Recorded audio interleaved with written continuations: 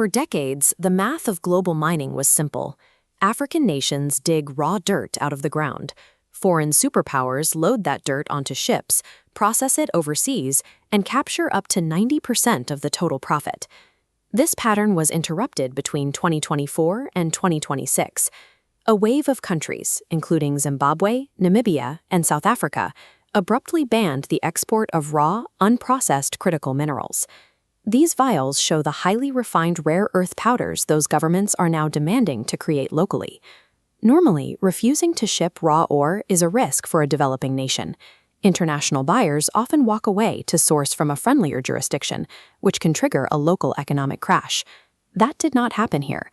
Even after imposing these aggressive bans, African governments are simultaneously securing massive infrastructure investments from both the United States and China.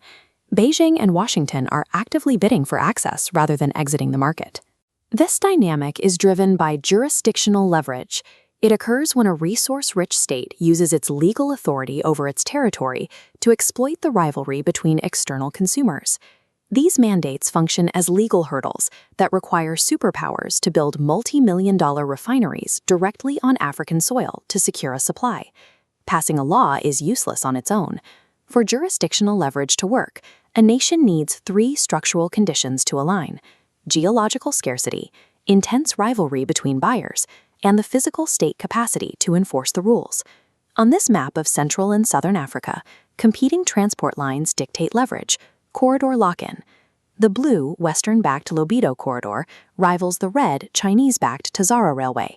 Having both options forces buyers to build local refineries.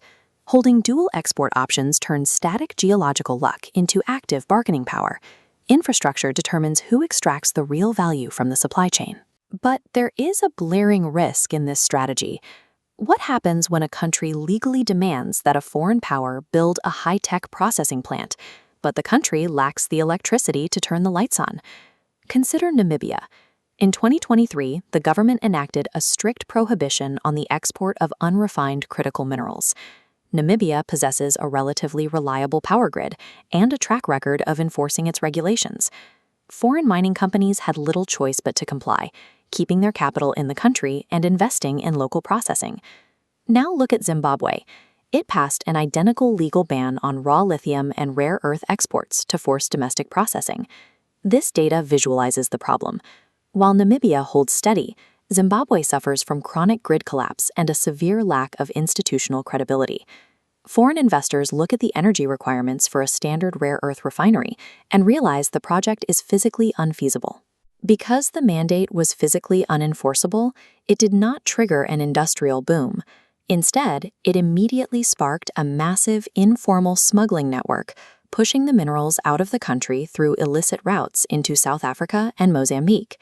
This is the sovereignty paradox. A legal export ban will inevitably collapse into a black market if the state lacks the physical grid and institutional strength to back it up.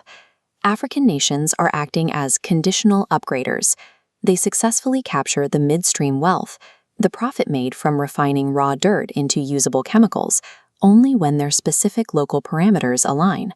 For nations trapped on the wrong side of the sovereignty paradox, a technological solution is emerging to bypass their infrastructure deficits: modular processing. This schematic illustrates the shift. Projects like Makutu in Uganda are adopting chromatographic separation. It is a modular refining technique that drops the required capital for a plant from $500 million down to $50 million. By requiring less energy, these plants can run on localized, independent power solutions, lowering the barrier for nations that lack a hyper-stable national grid. The 21st century mineral race belongs to whichever power is willing to build infrastructure directly in the host nation. Sovereignty is no longer just a line on a map. It is a lethal economic weapon.